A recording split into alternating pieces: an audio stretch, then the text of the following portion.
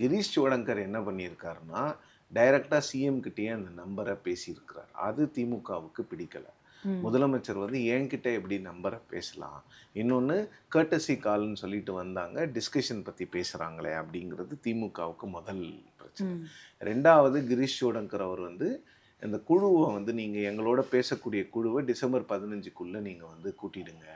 அதுக்குள்ள நீங்க அமைச்சிருங்கன்னு சொல்லியிருக்கிறாங்க. அது எப்படி அமைக்க முடியும் டிசம்பருக்குள்ள? டிசம்பருக்குள்ள அமைச்சு ஜனவரிக்குள்ள பேச்சுவார்த்தைய முடிச்சுட்டா, தேர்தலுக்கு 3 மாசத்துக்கு முன்னால எந்த கட்சி வந்து கூட்டணி பேச்சுவார்த்தைய முடிக்கும், நம்பர்ஸ டிசைட் பண்ணும், அது எவ்வளோ பெரிய ப்ராப்ளத்த உருவாக்கும்னு சொல்லிட்டு திமுக அத பண்ணல. சரி. ஆனால் காங்கிரஸ் என்ன நெனச்சாங்கன்னா, இந்த மாரி பிரஷர் டாக்டிக் குடுத்தோம்னா, திமுக இம்மீடியட்டா கூப்ட்டு பேசிடுவாங்கன்னு நெனச்சாங்க. ம். நடக்கல. அதனால தான் கிரீஷ் சோடங்கர் வந்து டிசம்பர் மாதத்தினுடைய இறுதியில ஏஎன்ஐக்கு ஒரு பேட்டி குடுக்குறாரு. அந்த பேட்டி பெரிதும் யாராலும் கண்டுகொள்ளப்படவில்லை.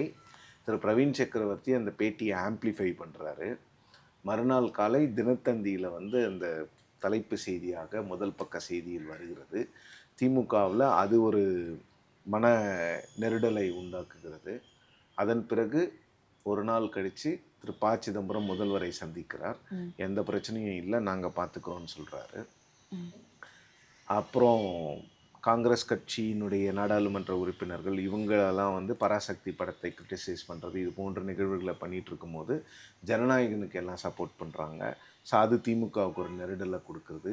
ராகுல் காந்தி தமிழ்நாட்டுக்கு வராரு. திமுகவினுடைய தலைவரும் முதலமைச்சரையும் சந்திக்கலை. ஆமா. ம். அவர் நீல்கிரிஸ்க்கு தான் வந்தார். இதெல்லாம் சேர்ந்து தான் இதில் வந்து ஒரு பெரிய பிரச்சனை இருக்குது. ஆனால் திமுக என்ன சொல்கிறாங்கன்னா, நாங்கள் குழுவை எப்போ போடணுமோ அப்போ தான் போடுவோம்.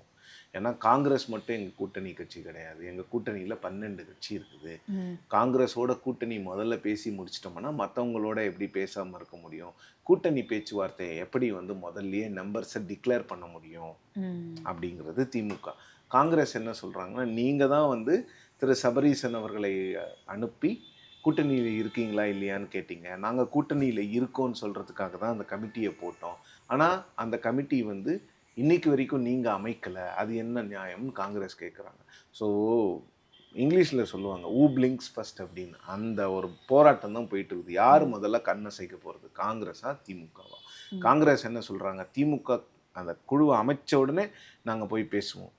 திமுக வந்து நாங்கள் மெதுவாக அமைப்போம் அப்படிங்கிறாங்க. ம். இதற்கு இடையில் நடக்கின்ற விஷயங்களை காங்கிரஸ் ரொம்ப சுவாரஸ்யமாக என்ஜாய் பண்ணிட்டு இருக்கிற மாதிரி தெரியுது. திரு பிரவீன் சக்கரவர்த்தி தினமும் ஒரு பத்திரிகைக்கு பேட்டி ஆமா. கொடுக்குறாரு.